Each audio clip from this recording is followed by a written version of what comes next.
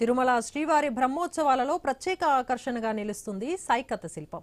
ఆనంద నిలయం రూపానికి మహిళలు ప్రాణం పోశారు. తిరుమలలో 10 ఏళ్లుగా ఈ అవకాశం కల్పించటం, శ్రీవారి సేవలో తరించటం తన అదృష్టమని రాజస్థాన్కి చెందిన సైకత శిల్పి గౌరీ అన్నారు. మరిన్ని వివరాలు మా ప్రతినిధి వర్మ అందిస్తారు. శ్రీవారి వార్షిక బ్రహ్మోత్సవాల్లో ప్రతి ఏటా కూడా గార్డెన్ డిపార్ట్మెంట్ చేసే ఏర్పాట్లు ఈ అలంకరణ ప్రత్యేక ఆకర్షణగా నిలుస్తుంటాయి. ముఖ్యంగా ఇక్కడ గార్డెన్ డిపార్ట్మెంట్ ఆవరణలో దేవతా మూర్తులతో విగ్రహాలతో అలాగే వివిధ పౌరాణిక ఇతిహాసాలను కళ్ళకు కట్టేలా ఇక్కడ గార్డెన్ సూపరింటెండెంట్ శ్రీనివాసులు గారి ఆధ్వర్యంలో ఇక్కడ ప్రతి ఏటా జరుగుతూ ఉంటాయి. ప్రస్తుతం ఈ ఏడాది కూడా ప్రత్యేకంగా ఇక్కడ చేస్తున్నారు. అలాగే అందులో ప్రత్యేకంగా కూడా ఇంకా స్పెషల్ అట్రాక్షన్గా ఉండేది సైకత శిల్పంగా చెప్పుకోవచ్చు. ప్రస్తుతం మనం చూస్తే ఇది గత కొన్నేళ్లుగా కూడా మహిళా శిల్పులు, సైకత శిల్పులు ఈ విగ్రహాన్ని తయారు చేస్తూ ఉంటారు.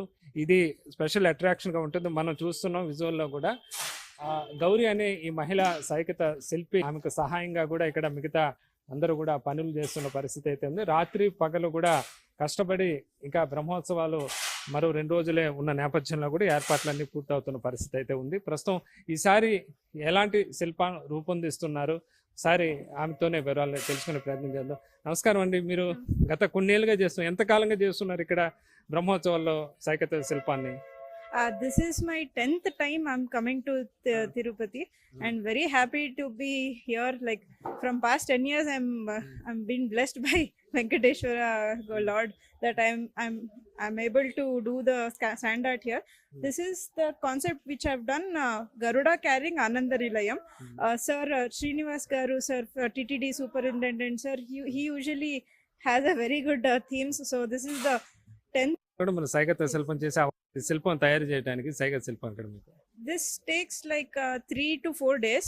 One day we treat the whole sand with the water, and then one day we do the compaction method, and other 2 days we do the sculpting.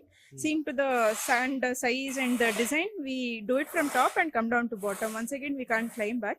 So in that only we have to do the color combination, like how will the eagle feathers be, or how will the Ananda Nilayam colors. With the available colors, we suit the sculpture and we do regarding with the theme that is given to us. అంటే first time మీకు ఇక్కడ తిరుమలలో చేసే అవకాశం ఎప్పుడు వచ్చింది, ఎలా వచ్చింది? First time when I came here, I met Sir Srinivas Garu sir, and he was very he invited us. Like we were very happy to be here, and we were given an opportunity to do here. That was our first time in Andhra Pradesh, Tirupati only. Me proper అక్కడ మీరు ఈ cycle ఈ దీంట్లో ఎంత కాలంగా ఉంటున్నారు? I have been doing from past 12 years. We have a museum in Mysore. After us getting all the sculpture photos, I showed Srinivas Garu sir, and he was very happy, and he invited us. You please do for our flower show. He invited us, and I was very. దేశంలో ఎక్కడెక్కడ మీరు ఇలాంటి శిల్పాలు చేశారు cycle శిల్పం? Totally like 70 places all over India and across. I had been to Canada, Saudi, Dubai, all the places I've done the sculptures. Tirupati, this is the 10th time I'm having an opportunity. అంటే గతంలో మీ sister కూడా ఉన్నట్టున్నారు, గతంలో ఇప్పుడు కూడా ఉన్నారా? My sister was coming with me for 5 years. Now she's married. So I చేస్తున్నారు అంతా. ఓకే. ఎలా అనిపిస్తుంది మీకు ప్రతి సంవత్సరం ఇక్కడికి వచ్చి స్వామివారి సేవలో భాగంగా మీరు ఉచితంగా ఇక్కడ సేవలాగా ఇక్కడ సైకిల్ శిల్పం చేసి వెళ్తూ ఉంటారు? ఎలాంటి మీకు అనిపిస్తుంది? ఆ ఫీలింగ్ ఎలా ఉంటుంది? Very happy that I'm got the opportunity to do God here. Like previous time I did Lakshmi Varaswamy and all. This is the only place I do the sculpture of God. So I'm very blessed to do here. Very happy. That too, especially at the time of Brahmotsava, it is like a God's time. So having an opportunity to come here at the time of God, so very happy.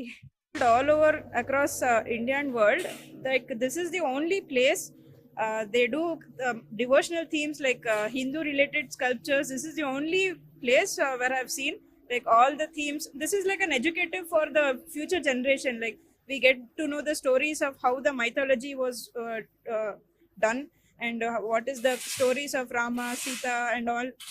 We usually the new trend generation, we are not into even pujas and all, but here when we come here, we come to know our history and the mythology. This is the only place in India where I've seen like sculptures with the story of the devotional themes is done here. Very happy to be here. here. అది సైకత శిల్పి గౌరీ చెప్తున్నారు. గతంలో కూడా ఆమె చెల్లెలతో కలిపి కూడా ఇద్దరు కూడా చేస్తుండారు సైకత శిల్పాలు.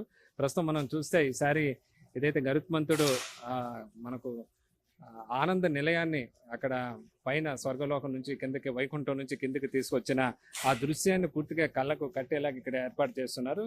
పూర్తిగా ఈ సైకత శిల్పం చేసే ముందు ఇసుకతో పూర్తిగా అనేక సార్లు ఇక్కడ మట్టితో తడిపి దాన్ని గట్టి పడేలాగా చేస్తూ ఉంటారు. ఆ తర్వాత తమకు కావాల్సిన రూపాన్ని పూర్తిగా ఆమె తన స్వహస్తాలతో కూడా చిత్రీకరిస్తూ ఉంటారు.